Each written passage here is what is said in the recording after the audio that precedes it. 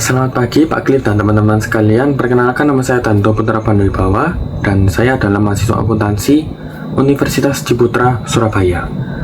Dan pada kesempatan kali ini saya akan menjelaskan mengenai uji regresi, beberapa dari uji regresi dan juga contoh studi kasusnya. Sebagaimana ini merupakan tugas dari AFL 1 dengan mata kuliah Statistik for Research. Nah, di sini teman-teman, untuk uji regresinya sendiri saya melakukan 4 uji. Yang pertama ada uji beda, uji asumsi klasik, uji F simultan, dan yang terakhir itu ada uji T parsial. Untuk uji bedanya ini saya melakukan uji terhadap 3 uji, atau uji normalitas, uji homogenitas, dan juga uji T atau uji hipotesis. Sedangkan untuk uji asumsi klasiknya itu ada uji normalitas, ada uji linearitas, uji multikolinearitas, uji heteroskedastisitas, dan yang terakhir ada uji autokorelasi. Sebelum kita melakukan uji lebih lanjut, untuk judul atau temanya ini saya mengambil judul mengenai pengaruh jumlah wisatawan mancanegara terhadap tingkat penghunian kamar, banyaknya hotel, dan juga jumlah penumpang pesawat. Dan data yang saya gunakan ini adalah data time series dalam kurun waktu tahunan dari tahun 2014 hingga tahun 2024 dengan provinsi yang secara spesifik, yaitu pada provinsi Bali. Saya berhipotesa bahwa tidak ada perbedaan yang signifikan antara jumlah wisatawan mancanegara terhadap tingkat penghunian kamar, banyaknya hotel, dan juga jumlah penumpang pesawat. Tetapi, apakah itu sudah cukup? Tentu tidak. Kita harus melakukan uji secara statistik untuk membuktikan bahwa hipotesa saya itu benar atau enggak. Kita menerima H0 atau enggak, atau justru kita harus menerima H1 atau HA.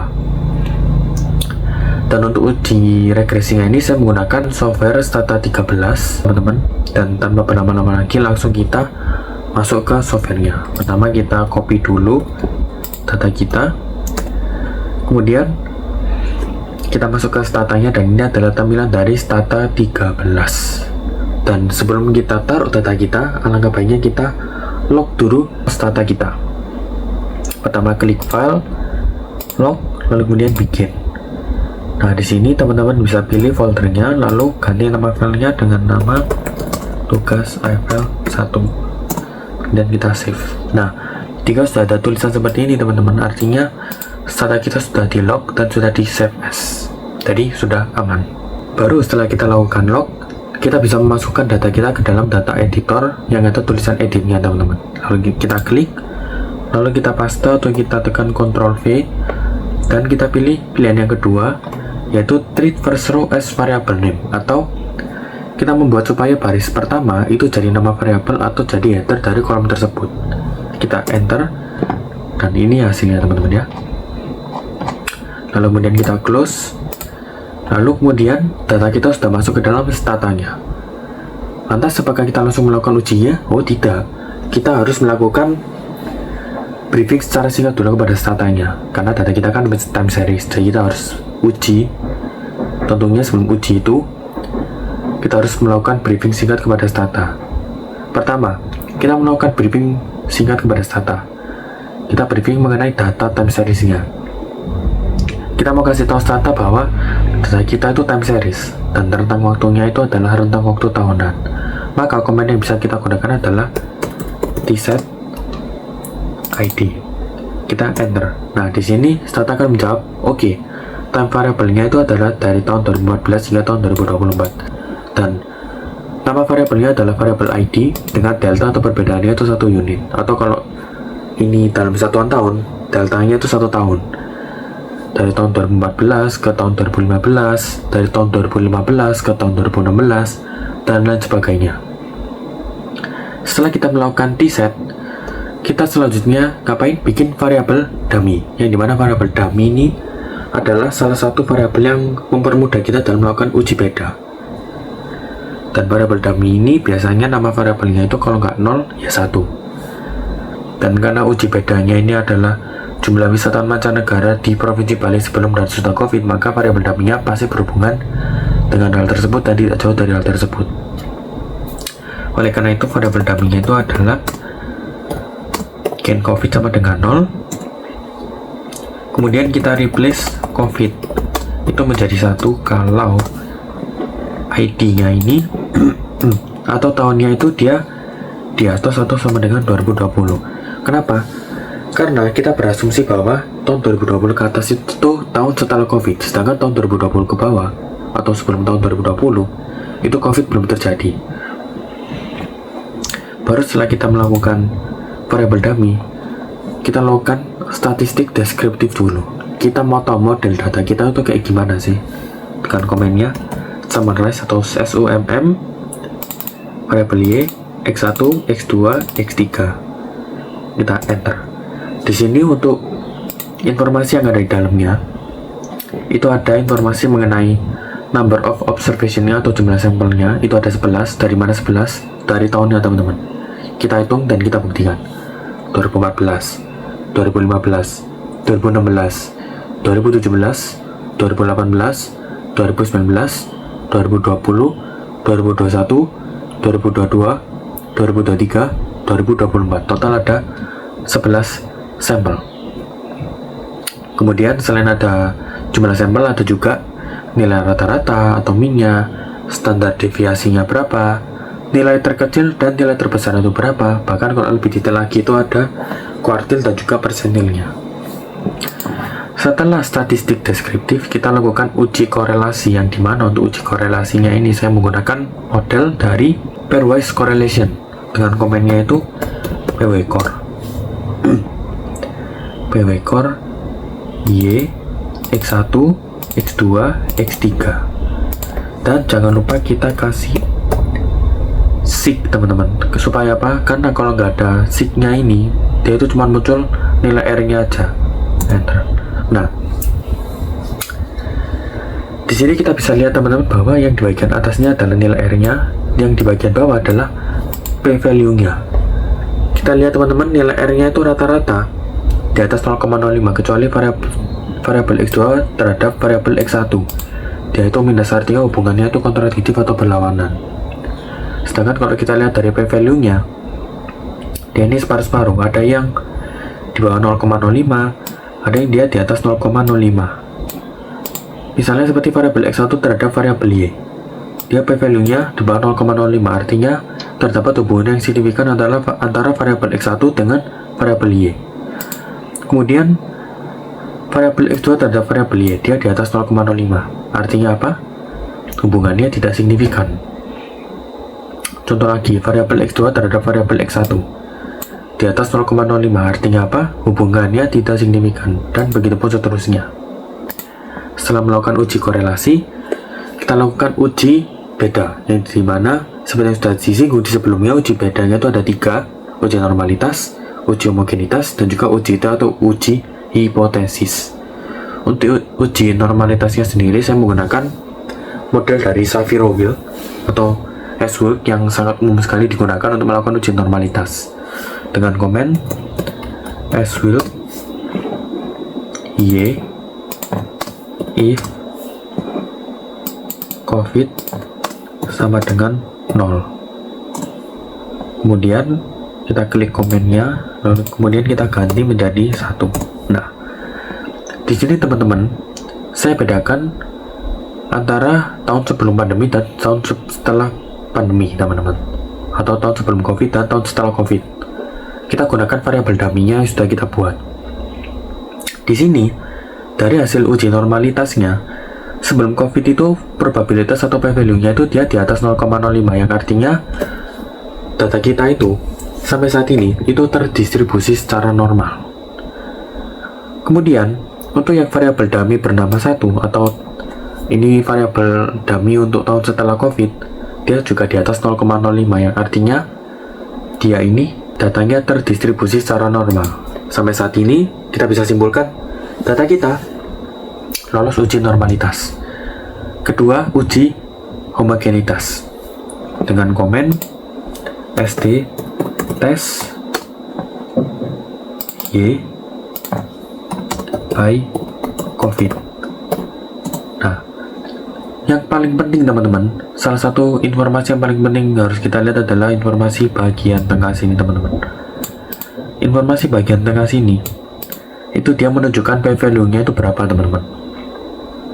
Di sini p-value-nya itu dia sebesar 0,0642. masih di atas 0,05 teman-teman. Artinya apa?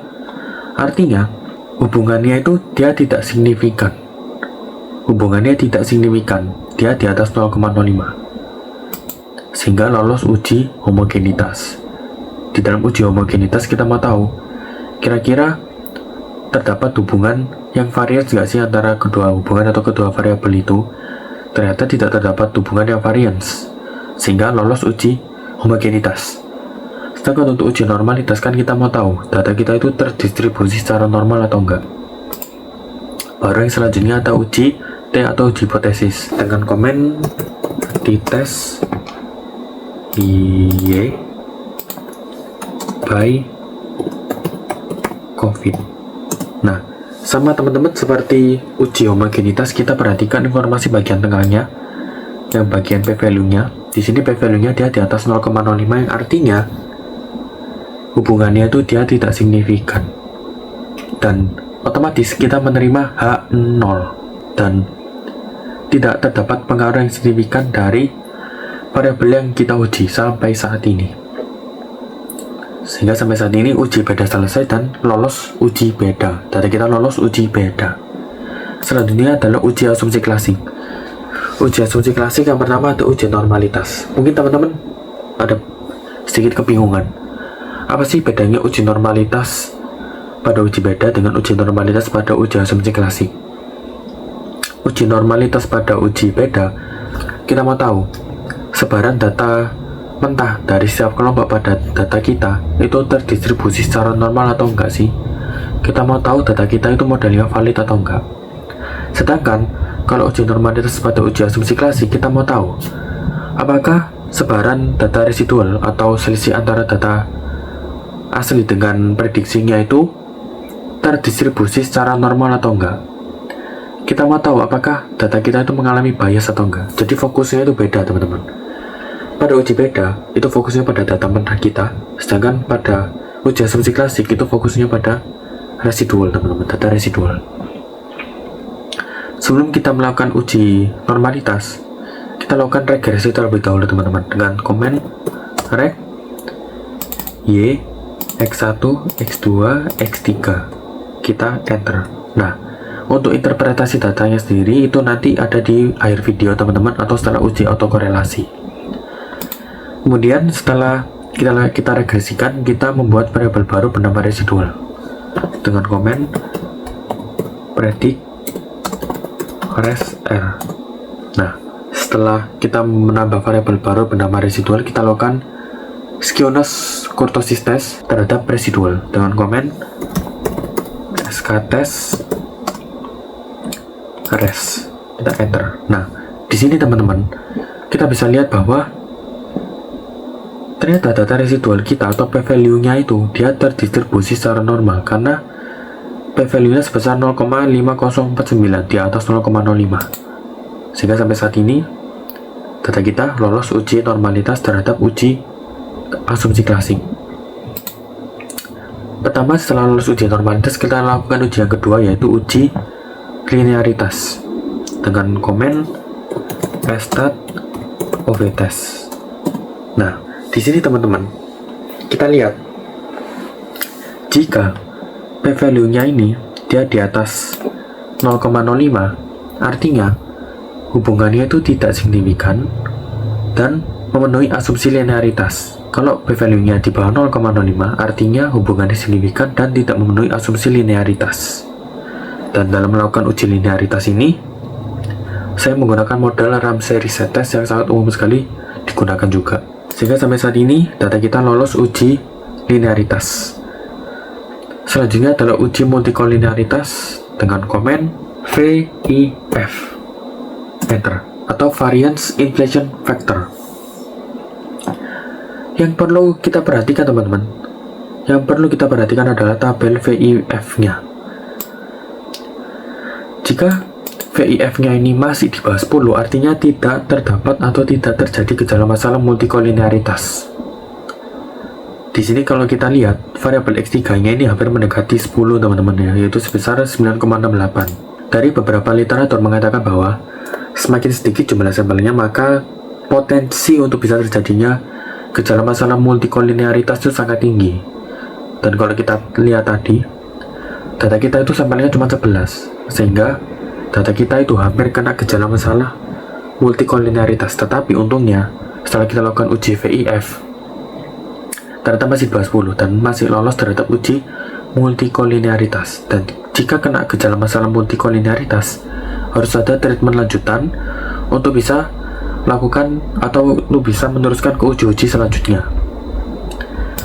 Setelah uji multikolinearitas, kita masuk ke uji heteroskedastisitas. Yang dimana untuk uji heteroskedastisitasnya ini, saya menggunakan model dari Brugge-Pagan-Cook-Weisberg test dengan komen HETEST, HETTEST.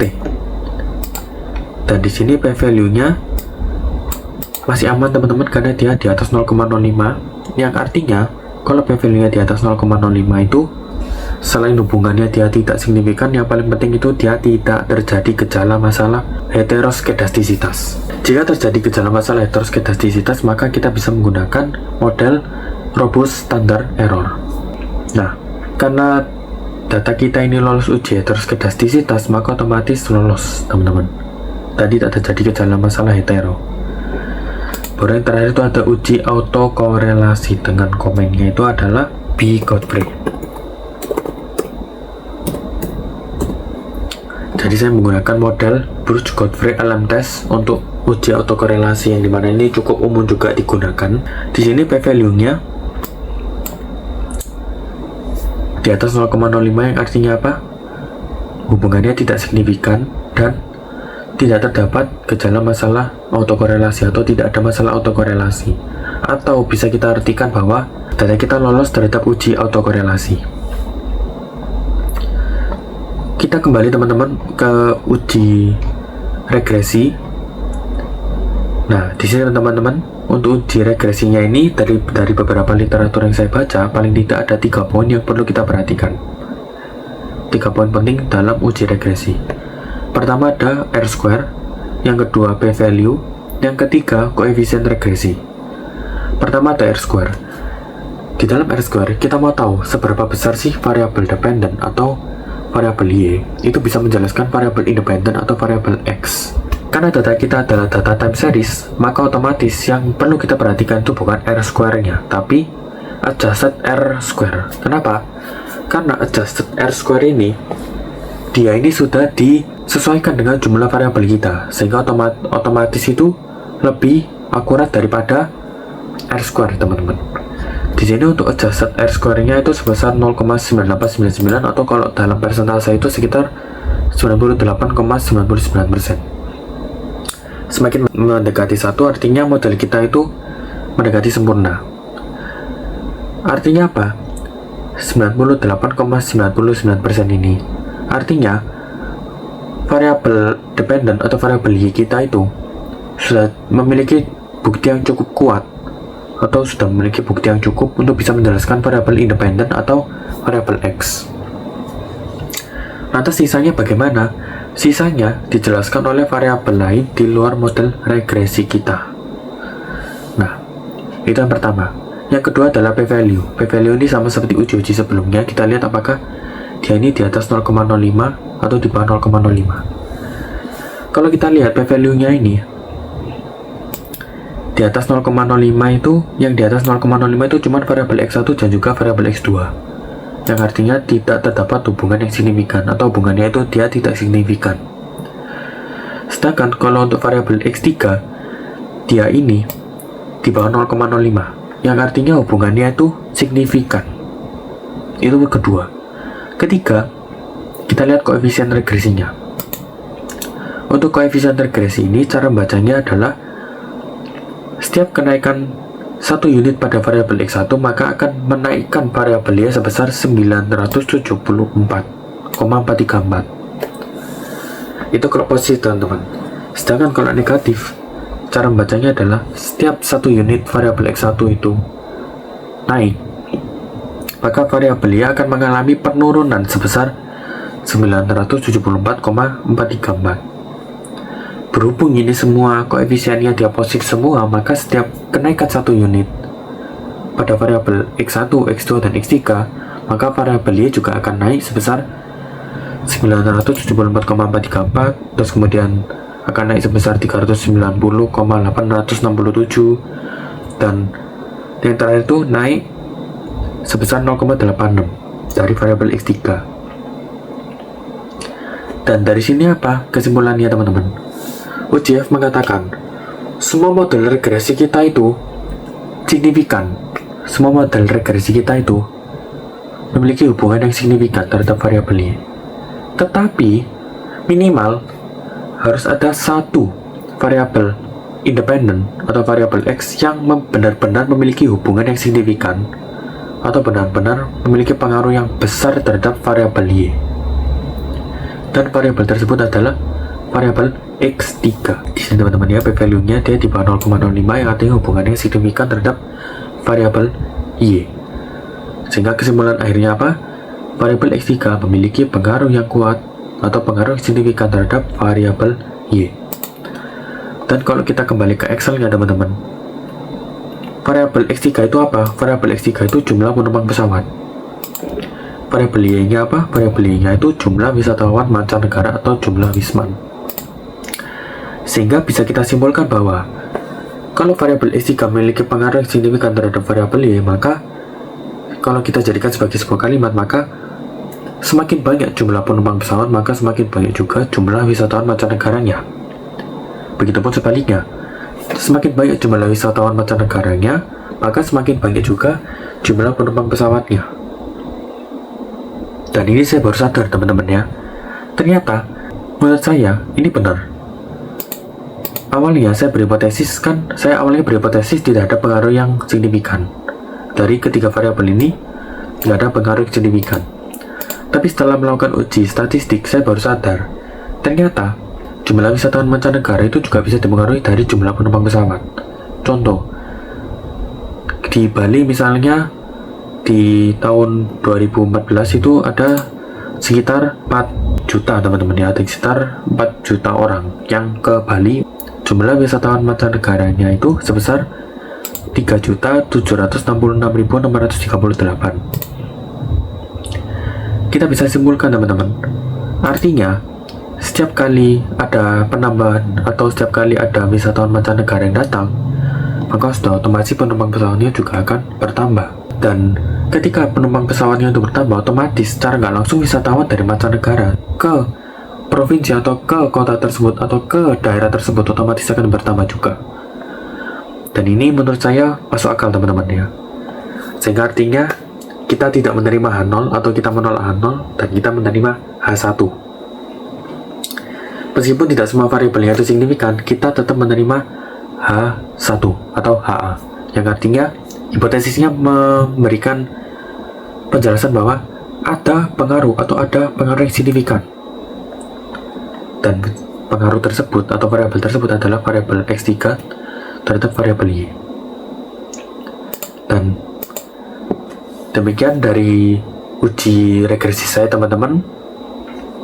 Jadi hipotesa saya tidak terbukti teman-teman ya. Hipotesa saya yang awalnya H0 ternyata ditolak oleh beberapa uji yang sudah kita lakukan, dan pada akhirnya hipotesis H1 yang diterima. Dan bagi saya tidak masalah teman-teman, karena itu kan hanya hipotesa. Kita juga perlu membuktikannya lebih lanjut, salah satunya melalui uji statistik. Demikian dari uji regresi saya.